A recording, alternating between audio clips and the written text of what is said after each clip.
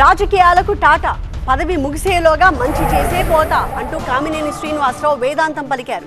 ఇక రాజకీయాలు చాలించుకున్నట్టు ప్రకటించారు.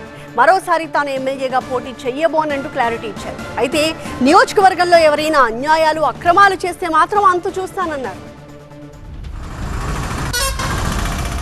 రాజకీయాలంటే ఆషామాషి కాదు, అందులోనూ ఆంధ్రప్రదేశ్ రాజకీయాలంటే అంత ఈజీ కాదు. అలాంటిది 45 ఏళ్లుగా ఒడిదుడుకులను తట్టుకుని పాలిటిక్స్ లో కొనసాగుతున్న కామినేని శ్రీనివాసరావు తాజాగా రిటైర్మెంట్ ను ప్రకటించారు.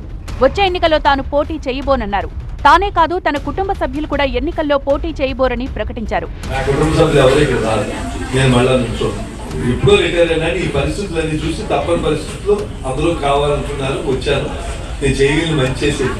తన నియోజకవర్గంలో ఎవరైనా అక్రమాలు చేయాలని చూస్తే ఊరుకునేది లేదని హెచ్చరించారు కామినేని శ్రీనివాసరావు. శాంతి భద్రతల విషయంలో అస్సలు తగ్గేదే లేదన్నారు.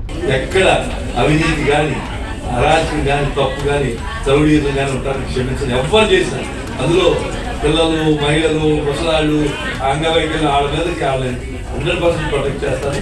2024 ఎన్నికల్లో తాను కూడా ఊహించని మెజారిటీ ఇచ్చిన కైకలూరు ప్రజల రుణం తీర్చుకుంటానన్నారు. తన పదవి ముగిసేలోగా చేయాల్సిన మంచినంతా చేసే పోతానన్నారు. చెయ్యాలి, మంచి పేరు తెచ్చుకోవాలని వచ్చాను, కానీ నాకు మీరు ఎవ్వరు ఊహించరు, నేను కూడా ఊహించరు. ఇచ్చి నా రుణాన్ని పెంచేశారు.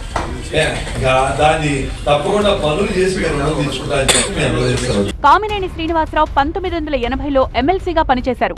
2009లో ప్రజారాజ్యం తరపున పోటీ చేసి ఓడిపోయారు. 2014లో బీజేపీ ఎమ్మెల్యేగా గెలుపొందిన కామినేని చంద్రబాబు కేబినెట్ లో ఆరోగ్య శాఖ మంత్రిగా పనిచేశారు. 2024లో మళ్లీ బీజేపీ నుంచి పోటీ చేసి కైకలూరు ఎమ్మెల్యేగా కొనసాగుతున్నారు.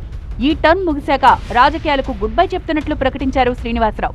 ఇక మీదట ప్రజాసేవ చేసి మంచి పేరు తెచ్చుకుంటాను అన్నారు.